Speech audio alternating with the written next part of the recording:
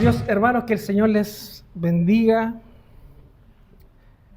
Es un privilegio estar acá, pero una responsabilidad también grande de poder predicar, transmitir fielmente la palabra del Señor, que estamos meditando domingo a domingo en esta serie de Filipenses. ¿Sí? ¿Me ayudas con la próxima lámina? Que tiene por subtítulo la alegría en medio de la aflicción. Así que vamos a continuar con esta predicación y vamos a terminar el capítulo 1 de Filipenses y vamos a leer también parte del 2, ¿ya? Filipenses 1 del 27 en adelante, y vamos a leer también los dos primeros versículos del capítulo 2. Así que les pido que lo puedan buscar para que lo podamos leer todos juntos. Así que, en la medida que usted lo encuentra, yo le invito a que se ponga de pie para que podamos todos juntos con temor reverencial leer la palabra del Señor. Así que vamos a participar todos de esta lectura. Vamos a leerlo de forma alternada y todos juntos leemos el versículo 2 del capítulo 2. Dice así: solamente que os comportéis como es digno del Evangelio de Cristo, para que, o sea que vaya a veros o que esté ausente, oiga de vosotros que estáis firmes en un mismo espíritu, combatiendo unánimes por la fe del Evangelio.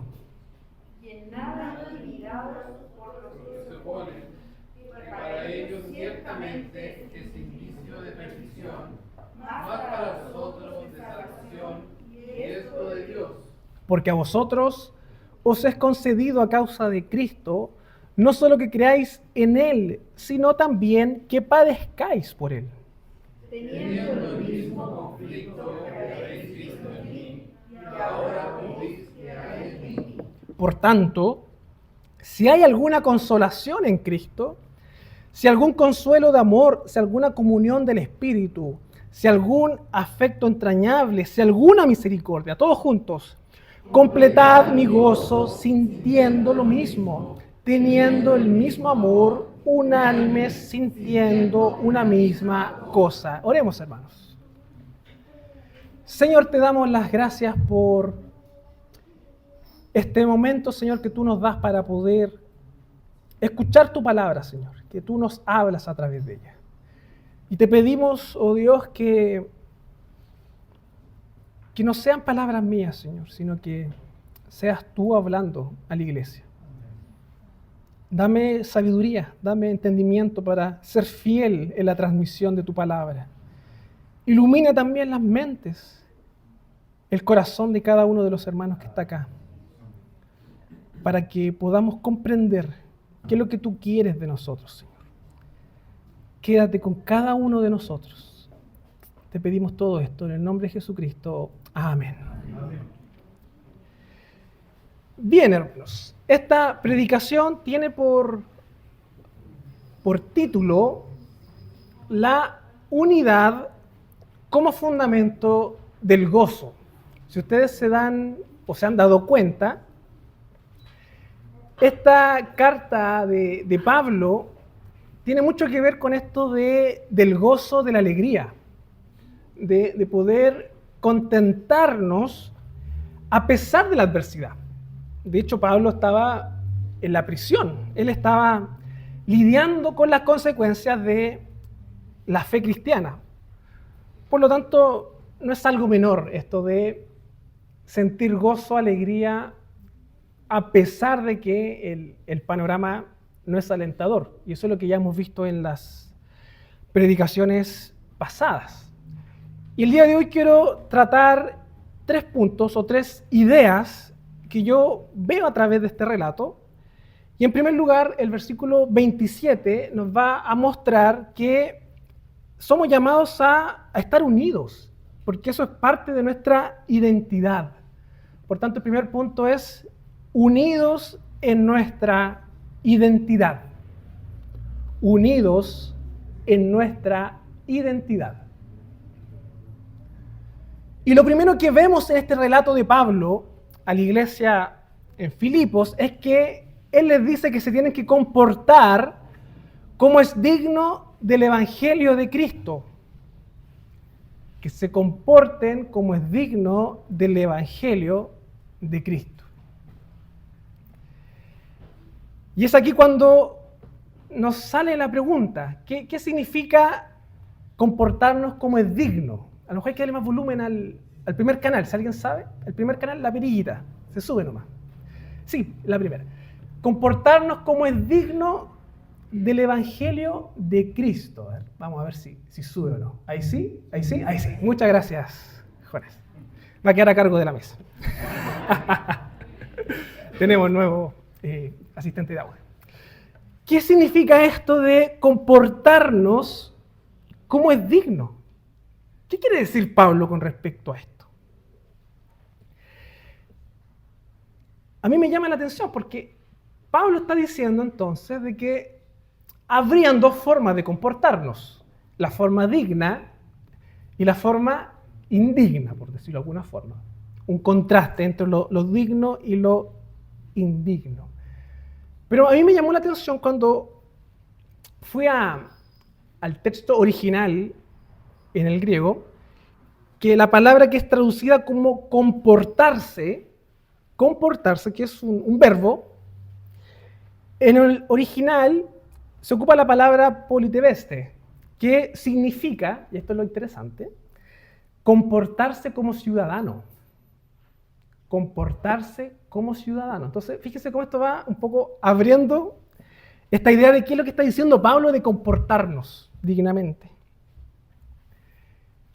Y ahí tiene sentido. O sea, el ser ciudadanos de algo nos da una identidad. Por tanto, tenemos que comportarnos en función de esa identidad. Y lo curioso es que ya con esta idea de comportarnos como ciudadanos, fui a revisar otras versiones de la Biblia de este pasaje. Y curiosamente la NTV, la Nueva Traducción Viviente, dice lo siguiente, versículo 27. Sobre todo deben vivir como ciudadanos del cielo, comportándose de un modo digno de la buena noticia acerca de Cristo. Entonces, sea que vuelva a veros o solamente tenga noticias de ustedes, sabré que están firmes y unidos en el mismo espíritu y propósito, luchando por la fe, es decir, la buena noticia. O sea, Pablo lo que está diciendo acá es que los cristianos tienen que comportarse como ciudadanos, pero no ciudadanos de la ciudad en la cual están, sino que en ciudadanos del reino de los cielos.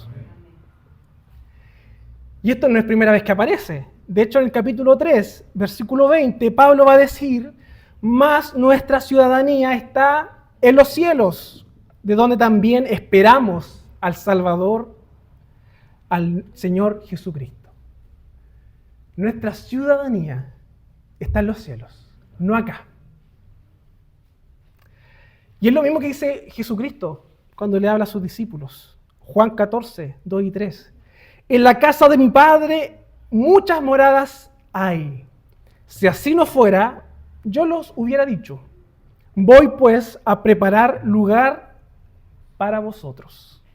Y si me fuere y os prepare lugar, vendré otra vez y os tomaré a mí mismo para que donde yo estoy, vosotros también estéis. Hermanos, la fe cristiana nos enseña y nos muestra que nuestra ciudadanía no está acá en la tierra, está en los cielos. Y esto es lo mismo que dice el autor de Hebreos, en Hebreos 13, del 13 al 16, cuando habla de aquellos que vivieron por la fe. Conforme a la fe murieron todos estos sin haber recibido lo prometido. Está hablando de estos personajes del Antiguo Testamento que ni siquiera vieron a Cristo, ni siquiera tuvieron una comprensión completa de la fe, pero vivieron por la fe, sino mirándolo de lejos y creyéndolo y saludándolo y confesando que eran extranjeros y peregrinos sobre la tierra. Porque lo que esto dice claramente dan a entender que buscan una patria pues si hubiesen estado pensando en aquella de donde salieron, ciertamente tenían tiempo de volver, pero anhelaban una mejor. Esto es celestial, por lo cual Dios no se avergüenza de llamarse Dios de ellos, porque les ha preparado una ciudad. El Señor nos ha preparado una ciudad y somos ciudadanos de esa ciudad. Y como diría el apóstol Pablo, tenemos que comportarnos como ciudadanos de esa ciudad. Por tanto, hermanos, nuestra verdadera ciudadanía, nuestra verdadera patria, no está aquí en la tierra. Nuestra ciudadanía está en los cielos. Por tanto, nuestra identidad y nuestra forma de comportarnos tiene que estar moldeada por las verdades del reino y no por las de este mundo. Nuestra conducta debe estar moldeada por los valores del reino y no por los valores de este mundo. Eso es ser ciudadano del reino. Eso es comportarse dignamente con respecto a nuestra fe. Por otro lado, el comportarnos dignamente es ser consistentes con la verdad que confesamos. Es vivir rectamente el Evangelio. No sacamos nada con decir que somos cristianos si nuestra vida no refleja a Cristo. Es un sinsentido. No sacamos nada con decir que amamos a Dios si nuestra vida no refleja temor ante el Señor. Es inconsistente pensar, hermanos, en que vamos a agradar a Dios si no estamos dispuestos a aceptar la Biblia como su palabra. No tiene sentido pretender vivir como hijos del reino si nuestro corazón haya más deleite en las cosas del mundo que en las cosas de Dios. Vivir dignamente es eso. Ser moldeados por la palabra y encontrar deleite en las cosas del cielo. Por tanto, hermanos, comportarse dignamente es vivir como verdaderos ciudadanos del reino de Dios. Su patria, mi patria, no está acá. Su verdadera ciudadanía no está acá, está en los cielos. No está acá. Y el Señor nos llama a no buscar y formar tesoros acá, sino que en el cielo. ¿Qué es lo que nosotros podemos comprender con respecto a esto de vivir dignamente? ¿Para qué sirve? ¿O qué es lo que está buscando Pablo con respecto a esto? Fíjense cómo continúa el versículo 27. Para que sea que vaya a veros o que esté ausente, oiga de vosotros que estáis firmes en un mismo espíritu, combatiendo unánimes por la fe del Evangelio. Y nuevamente nos queda la duda si Pablo sabía o no si iba a estar libre. Acá nos deja nuevamente la inquietud. Él dice, o sea que yo los vea o que esté ausente, pero aquí dice, oiga. A lo mejor Pablo pensaba que iba a estar liberado. Oiga de vosotros que estáis firmes en un mismo espíritu. ¿Se dan cuenta que en esta pequeña frase que acabamos de leer, que es la segunda parte del versículo 27, Pablo en dos ocasiones habla de la unidad? Para que oiga de vosotros que estáis firmes en un mismo espíritu. Firmes en un mismo espíritu. Combatiendo unánimes por la fe del Evangelio. Entonces vamos conectando las ideas. Creo que el texto bíblico nos está diciendo que cuando los ciudadanos del reino viven conforme a los principios del reino, los ciudadanos viven en unidad. Los ciudadanos disfrutan de la unidad, están firmes en un mismo espíritu y combaten unánimes la fe del Evangelio, o combaten por la fe del Evangelio. Entonces, fíjense la implicancia de esto. ¿Queremos unidad en la iglesia? ¿Queremos vivir unánimemente comportémonos dignamente entonces. Que nuestra vida sea un reflejo de las verdades del reino. Pero ¿qué es ser un ciudadano del reino? ¿Qué es ser ciudadano del reino? Y la verdad es que hay muchas formas de describirlo, muchas formas de caracterizar esta ciudadanía, pero yo quiero solamente mencionar 3 cosas que caracterizan este reino. Y en primer lugar, lo que nos enseña el Señor Jesucristo es lo siguiente: arrepentíos, porque el reino de los cielos se ha acercado. En el Sermón del Monte Jesús dice: bienaventurados los pobres en espíritu, porque de ellos es el reino de los cielos. La primera gran verdad de este reino es que tanto usted como yo no merecíamos ser parte de ese reino. No merecíamos ser parte de ese reino por ser pecadores. Y el Señor nos ha incluido en ese reino, nos ha llamado al arrepentimiento y quiere formar una relación con nosotros. Por tanto, el arrepentimiento es parte de la identidad de los ciudadanos del reino. ¿Estamos arrepintiéndonos de nuestros pecados? ¿O estamos siendo tolerantes muchas veces con nuestras faltas? ¿Nos estamos comportando dignamente? ¿Estamos entendiendo que con el pecado ofendemos al Señor? ¿O eso nos da lo mismo? El Señor nos llama a comportarnos dignamente y entender que somos pecadores y que por gracia somos parte de este reino, pero el Señor nos llama a arrepentirnos. En segundo lugar, ¿qué caracteriza este reino?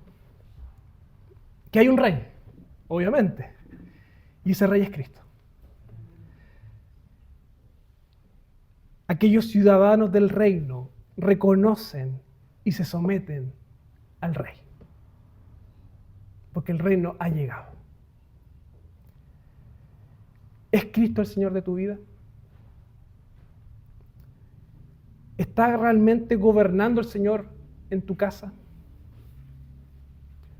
¿Tus decisiones son para la gloria de este rey? Es tiempo que nos comportemos dignamente y que reconozcamos a ese rey. En tercer lugar,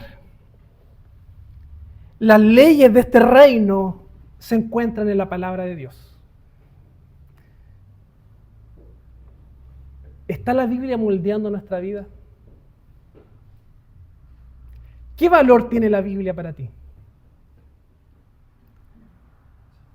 ¿La sabiduría bíblica es opcional o es realmente la sabiduría?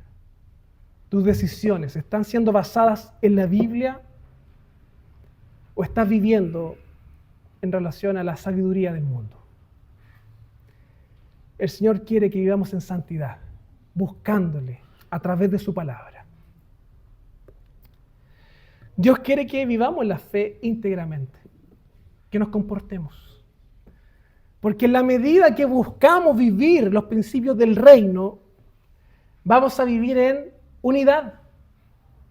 Vamos a vivir en la unidad, en la identidad de la iglesia, hermanos.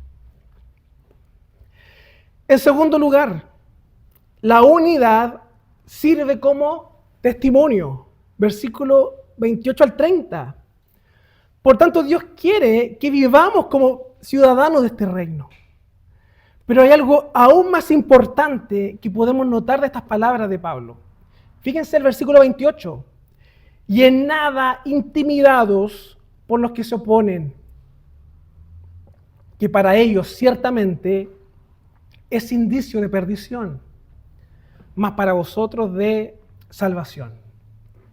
Y esto de Dios. Lo que Pablo está diciendo acá es que existe algo que es indicio de perdición para los que se oponen, pero que a la vez ese algo es indicio de la salvación para la iglesia. ¿Y qué es eso? ¿A qué se está refiriendo Pablo con eso? ¿Qué es aquello que es un indicio? La unidad, la unión, el comportarse dignamente, el vivir como ciudadanos del reino es un indicio de nuestra salvación. Y también es un indicio de condenación para aquellos que se oponen a la fe. Pablo acá no está negando que vamos a tener que lidiar con oposición como cristianos. Él no está negando eso. Lo que él está diciendo es que cuando la iglesia está unida, cuando la iglesia está unánime en la fe, cuando la iglesia vive con respecto a los principios del reino, esto es una señal para los opositores del evangelio. Es una señal para aquellos que se pierden. Y esto tiene un significado muy profundo cuando lo analizamos en el contexto de la iglesia en el primer siglo. La iglesia lidiaba con la oposición, persecuciones, apostasía, falsos maestros, personas que querían dividir la iglesia. ¿Se acuerdan? Líderes o personajes que se levantaban para querer dividir la iglesia y sacar provecho de eso. ¿Y qué dice Pablo?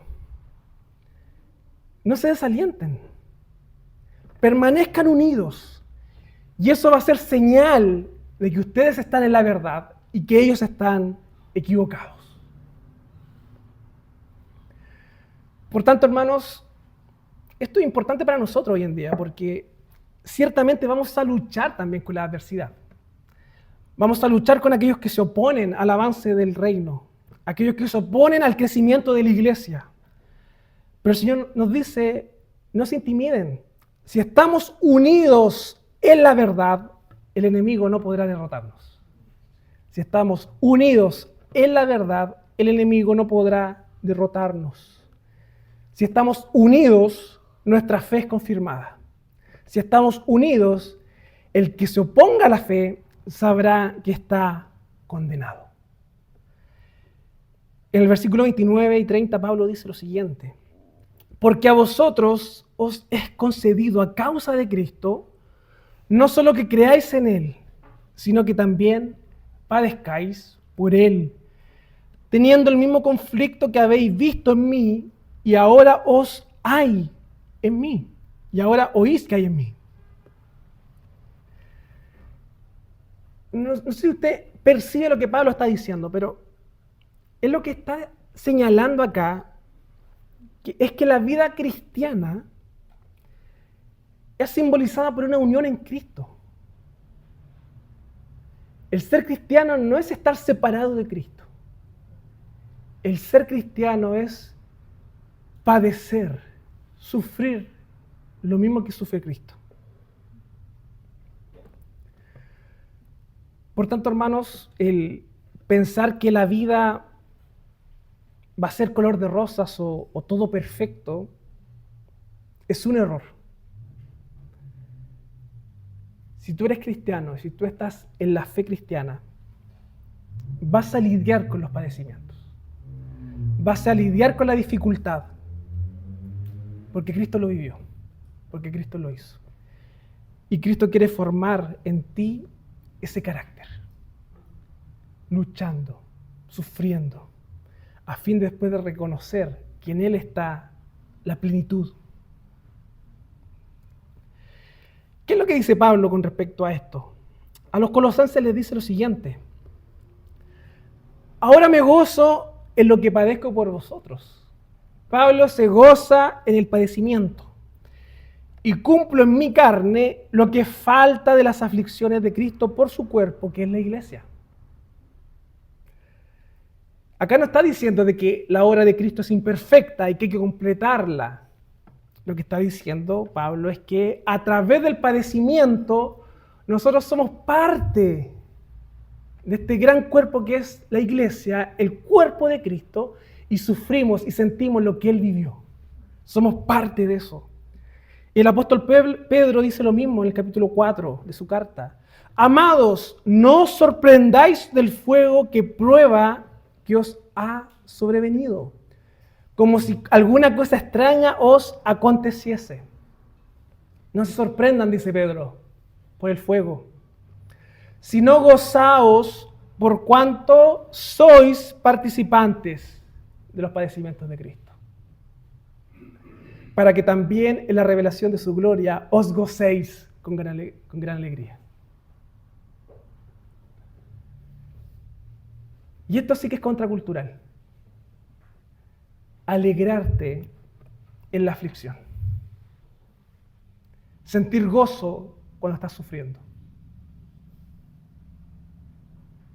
El Señor dice que es posible. E incluso dice que es bueno. Porque eso nos lleva a Cristo. Eso forma nuestro carácter de Cristo en nosotros. Y nos lleva a vivir en santidad. Pablo a los Romanos dice lo siguiente: y si hijos también herederos, herederos de Dios y coherederos con Cristo, si es que padecemos juntamente con Él, para que juntamente con Él seamos glorificados. Pues tengo por cierto que las aflicciones del tiempo presente no son comparables con la gloria venidera que en nosotros ha de manifestarse. Y esto es hermoso, hermanos. Porque uno está diciendo, alégrate en la dificultad, alégrate por el padecimiento. Pero a veces el padecimiento es duro, es fuerte. ¿Cómo me voy a alegrar si estoy sufriendo? Tú no sabes lo que estoy sufriendo. ¿Cómo me vas a decir que yo me alegre por eso? ¿Qué dice Pablo? Pues tengo por cierto que las aflicciones del tiempo presente no son comparables con la gloria venidera, que en nosotros ha de manifestarse. Por lo tanto, el sufrimiento y el padecimiento nos lleva a Cristo y nos hace ver nuestra necesidad del Salvador. Finalmente, hermanos, el tercer punto es gozosos en la unidad. Y esto reafirma ya la idea que hemos tratado. Versículos 1 y 2 del capítulo 2. Por tanto, si alguna consolación en Cristo, si algún consuelo de amor, si alguna comunión del Espíritu, si algún afecto entrañable, si alguna misericordia, completad mi gozo sintiendo lo mismo, teniendo el mismo amor, unánimes, sintiendo una misma cosa. Y acá es cuando Pablo está cerrando esta idea. De hecho, por eso él ocupa la frase por tanto. Cuando usted se encuentre en las cartas de Pablo, que él dice por tanto, es porque está ya resumiendo lo que ha expresado. ¿Y qué es lo que él dice entonces? Él hace una frase que está incondicional. Si hay alguna consolación en Cristo, si existiera. Entonces él está diciendo lo siguiente: después de todo lo que les he dicho, después de todo lo que les he enseñado, ahora ustedes, hermanos, que están escuchando esta palabra, si realmente hay alguna consolación en Cristo, si realmente ustedes ven que con el amor se puede consolar, si ustedes creen que hay comunión en el Espíritu, si ustedes tienen algún afecto entrañable o misericordia, si ustedes sienten eso y creen que hay eso, completen mi gozo. Estén conmigo. Si ustedes creen que todo esto es cierto, completen mi gozo. Y vivan conmigo este padecimiento. Alégrense, porque el Señor es glorificado. Vívanlo, manifiéstenlo, sirvan al Señor en amor y así completarán mi gozo. ¿Recuerdan que al inicio Pablo decía algo así como yo poder escuchar que ustedes se están comportando bien? Acá está. ¿Cómo se completaba o cómo se completa el gozo de Pablo? En primer lugar, el Señor siendo glorificado, obviamente. Pero en segundo lugar, que la iglesia de Filipos se comportara dignamente. Porque así Pablo entendía que dentro de la soberanía de Dios, esos padecimientos que él estaba sufriendo estaban teniendo fruto. Así ellos completaban el gozo de Pablo. ¿Le ha pasado a usted que a veces siente que no valoran lo que usted hace? O que por más que usted sea esforzado en algo, el resultado que ve pareciera que no es lo que esperábamos. O incluso, a veces los que estamos liderando la iglesia nos pasa que vemos que por más que nos esforzamos en hacer ciertas cosas, no logramos cambiar ciertas cosas. Y a veces eso frustra, el decir, oye, tanto esfuerzo y no veo frutos. Y en la vida va a pasar muchas veces eso. Pero acá en la fe, en el cristianismo, Pablo está convencido de que su esfuerzo, su trabajo, sí va a tener frutos. Y eso va a completar su gozo. Eso va a completar su alegría. Por tanto, hermanos, el Señor nos llama a servir. Y muchas veces nos va a tocar servir estando sufriendo, estando lidiando con el dolor. Muchas veces vamos a tener que servir sin ánimo, a veces sin fuerzas. Pero el Señor nos dice que ese trabajo no es en vano. Ese trabajo no es en vano. Y eso es lo que tiene que llenarnos nuestro gozo. Completar el gozo, como dice Pablo. Y acá es inevitable el no recordar el caso de nuestra iglesia. Antiguamente nuestra iglesia, 4 hermanas, más el hermano Osvaldo, ¿realmente estaban trabajando en vano? ¿Realmente estaban sirviendo en vano? No. Y el Señor ahora les completa ese gozo. El Señor ahora les completa ese gozo. Por tanto, la vida cristiana es así, hermanos. Muchas veces vamos a servir, trabajar, y vamos a ver que a lo mejor las cosas no funcionan. Vamos a estar lidiando con la enfermedad. A veces, mientras más servimos al Señor, más problemas tenemos.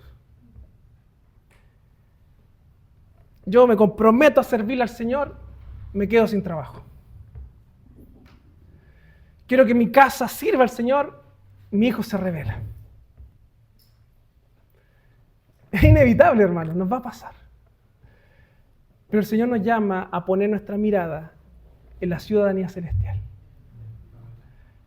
Nuestro trabajo no es en vano. Y el Señor, a su tiempo, si somos fieles y nos comportamos como ciudadanos del reino, completará nuestro gozo. Y nos alegraremos por las cosas que ha hecho el Señor. Les invito a orar. Señor, te damos gracias por tu palabra, Señor.